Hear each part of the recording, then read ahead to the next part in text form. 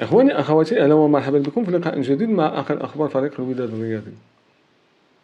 بعد تعادل الوداد الرياضي أمام اتحاد طنجة السبت الماضي، أدلى مكوينة بتصريحات قوية، حيث قال: قبل أن أبدأ في تدريب الوداد كان لي أسلوب لعب خاص بي، ولن أغيره الآن، لأنه عملت عليه كثيرا ودرسته كمدرب، وحققت من خلاله نجاحات في الماضي.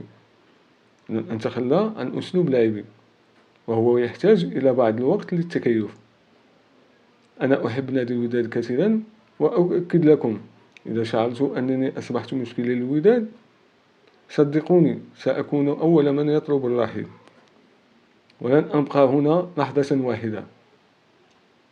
رأيتم اليوم العديد من الفرص التي كان من المفترض أن تسجل. يجب أن نتحسن لأننا لا نستغل الفرص التي نخلقها.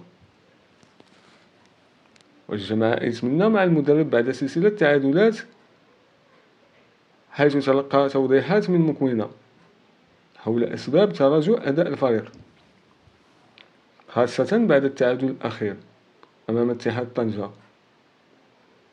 وأجرى الرئيس حوارا مطولا مع المدرب لمناقشة سبل الخروج من هذا الوضع.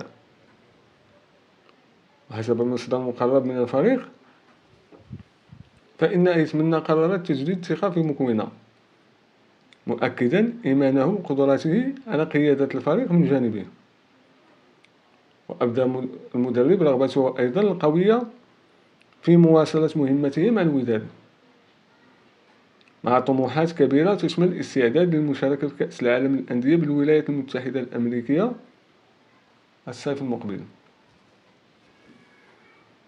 عبر برلمان الوداد الرياضي عن استيائه من قرارات هشام أيتمنى، وذلك بعد سلسلة النتائج السلبية التي يمر منها الفريق خلال الفترة الحالية، والتي أسقطته من المركز الثاني المؤهل للمنافسات دوري أبطال إفريقيا.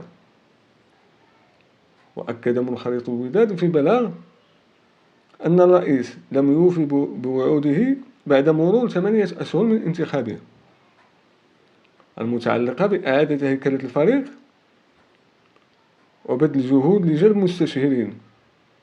كما شددوا على أنه أقدم على اتخاذ قرارات غير مفهومة أثرت على استقرار النادي ماديا،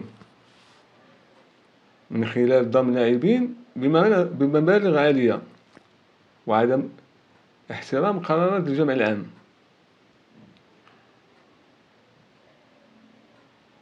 وفق تعبيرهم، وحمل البرلمان الفريق مسؤولية الوضع الحالي لأعضاء المكتب المديري، الذين أشاروا إلى عدم قيامهم بواجبهم تجاه النادي من خلال صمتهم عن المشاكل والاختلالات، مطالبين إياهم بالمغادرة في حال عدم تحمل المسؤولية الكاملة.